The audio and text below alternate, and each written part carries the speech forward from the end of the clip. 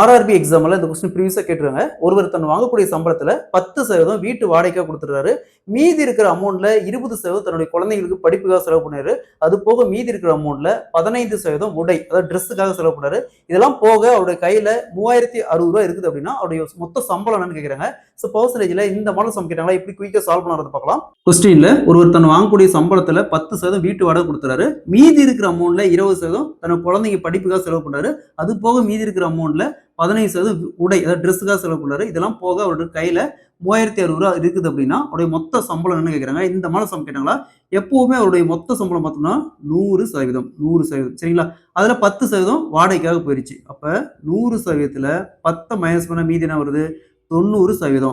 So 90%, இந்த 90%த்துல 20%. அப்ப 90 into 20%, 20%க்கு 100, 00 cancel ஆச்சுன்னா 9 இன்ட்டு 2 18%. ஸோ 18% பார்த்தோம்னா மீதி இருக்கிற அமௌண்ட்ல 18% பார்த்தோம்னா படிப்பாக போயிருச்சு. ஸோ அப்போ 90ல் 18 போச்சுன்னா 90%த்துல 18% போச்சுன்னா மீதி என்ன வரும்? 72%.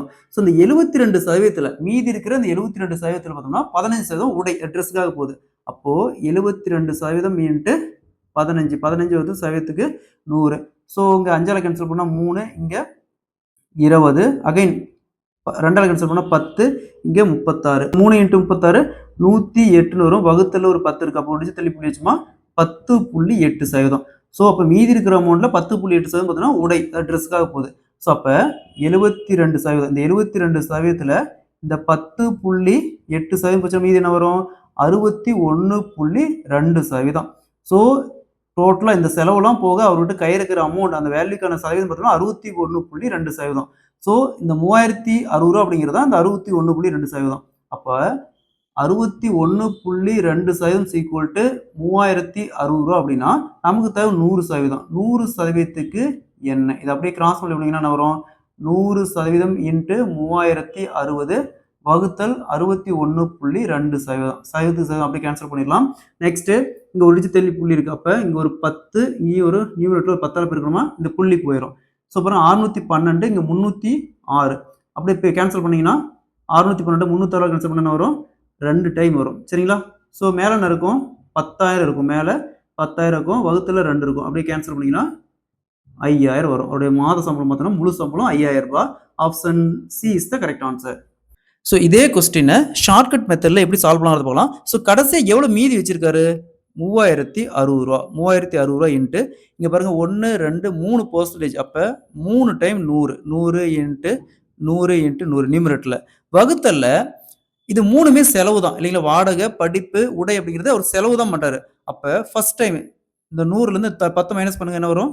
90 இன்ட்டு அதேமாரி செகண்ட் டைம் இந்த 100லேருந்து 20 மைனஸ் பண்ணால் 80. அதேமாரி இங்கே தேர்ட் டைம் 100லேருந்து 15 மைனஸ் பண்ணால் 85.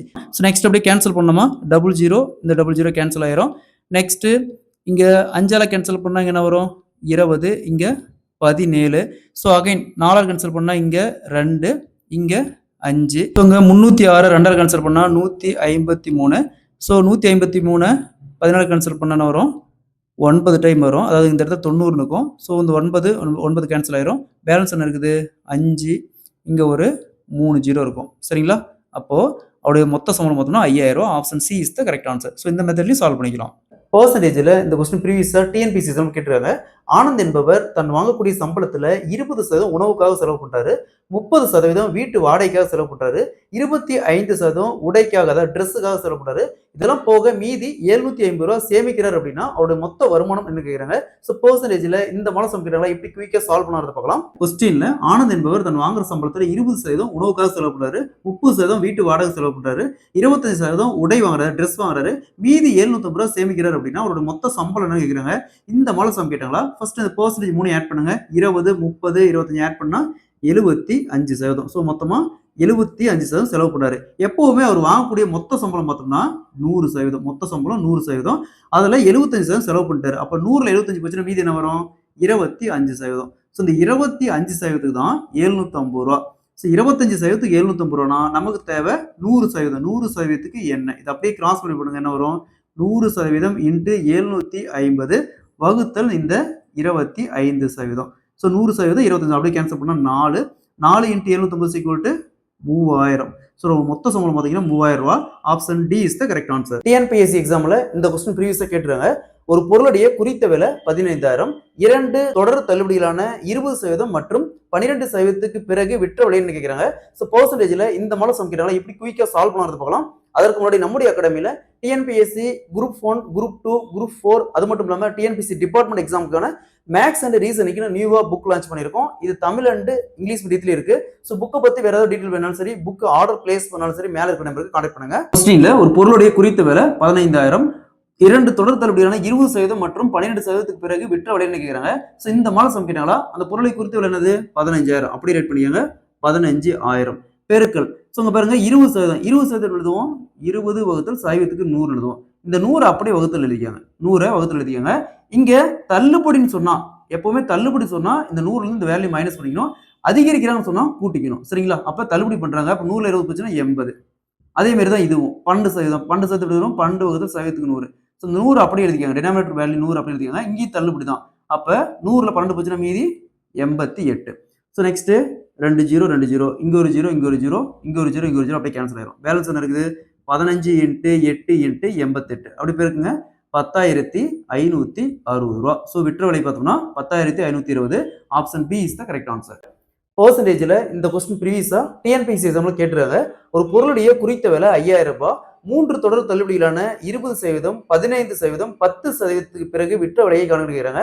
ஸோ பர்சன்டேஜ்ல இந்த மாடல் சமைக்கிறாங்களா, எப்படி குயிக்கா சால்வ் பண்ணுறது பார்க்கலாம். கொஸ்டின்ல ஒரு பொருளுடைய குறித்த விலை 5,000 ரூபாய், 3 தொடர் தள்ளுபடிகளான 20%, 15%, 10%க்கு பிறகு விற்ற விலையை கணக்கிடுறாங்க.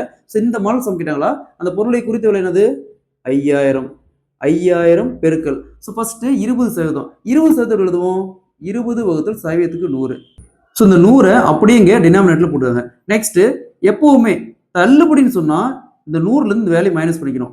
இதுவே அதிகரிக்கிறான்னு சொன்னா, இன்க்ரீஸ் பண்ணான்னு சொன்னா 2 கூட்டிக்கணும். ஸோ இங்க தள்ளுபடி தான், 3மே தள்ளுபடி தான். அப்ப 100ல 20 போச்சுன்னா 80. ஸோ அதே மாதிரி இந்த 3 வேலைக்கு அதே மாதிரி தான். 15% எழுதுவோம், 15 வகுத்தல் சைவத்துக்கு 100. இந்த 100 அப்படியே போட்டுருங்க. இங்கேயும் தள்ளுபடி தான். அப்ப 100ல 15 போச்சுன்னா 85. இங்க 10%, அப்ப 10 வகுத்தல் சைவத்துக்கு 100. ஸோ 100 இங்க 10 போயிடுச்சுன்னா 100ல 90 வரும். ஸோ நெக்ஸ்ட் பாருங்க, இங்க ஒரு 3 0 4 0, இந்த 4 0 அப்படியே கேன்சல் பண்ணிடலாம். இங்க ஒரு 0 இங்க ஒரு 0 அப்படியே கேன்சல் பண்ணிடலாம். நெக்ஸ்ட் இங்க 5ஆல கேன்சல் பண்ணா 2, இந்த 5 கேன்சல் ஆயிரும். ஸோ இங்க 2ஆல கேன்சல் பண்ணா 4, 4 × 85 × 9 அப்படி பெருக்குங்க. அப்படி பெருக்கணுமா 3060 வரும். ஸோ விற்ற விலை 3060. Option D is the correct answer. Banking எக்ஸாம்ல அந்த கொஸ்டின் ப்ரீவியஸா கேட்டுருக்காங்க.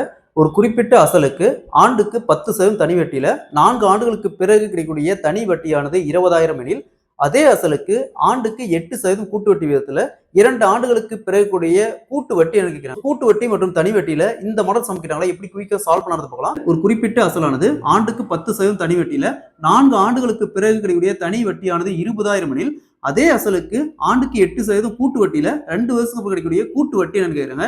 ஸோ கூட்டு வட்டி மற்றும் தனி வட்டியில இந்த மாடல் சமைக்கிறாங்களா, ஃபர்ஸ்ட் நம்ம இங்க அசல் கண்டுபிடிக்கணும். அதுக்கு என்ன பண்ணலாம்னா, இது பாருங்க, வட்டி எவ்வளவு சொல்லியிருக்காங்க 10%, காலம் 4 வருஷம். இது அப்படியே நேரா பெருக்குங்க. 10 × 4 40.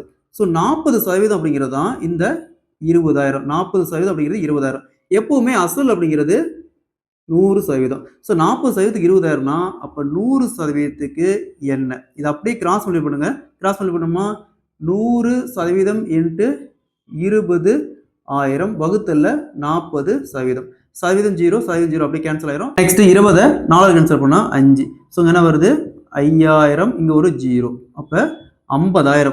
ஸோ அசல் பார்த்தீங்கன்னா 50,000. சரிங்களா? அதை கொண்டு வந்து அப்படியே இங்க சப்மிட் பண்ணலாம். 50,000 அசல். சரிங்களா? ஸோ அப்போ 50,000 அசலுக்கு ஆண்டுக்கு 8% கூட்டு வட்டியில 2 வருஷத்துக்கு கிடைக்கக்கூடிய கூட்டு வட்டி என்னன்னு கேட்குறாங்க. ஸோ இந்த மாதிரி சம் கேட்டாங்களா, என்ன கொடுத்துறாங்க, அசல் 50,000 அப்படியே ரேட் பண்ணிக்காங்க. 50,000 இன்ட்டு வட்டி 8%ங்கிறாங்க. 8% எழுதுவோம், 8 வகுத்தல் சதவீதத்துக்கு 100.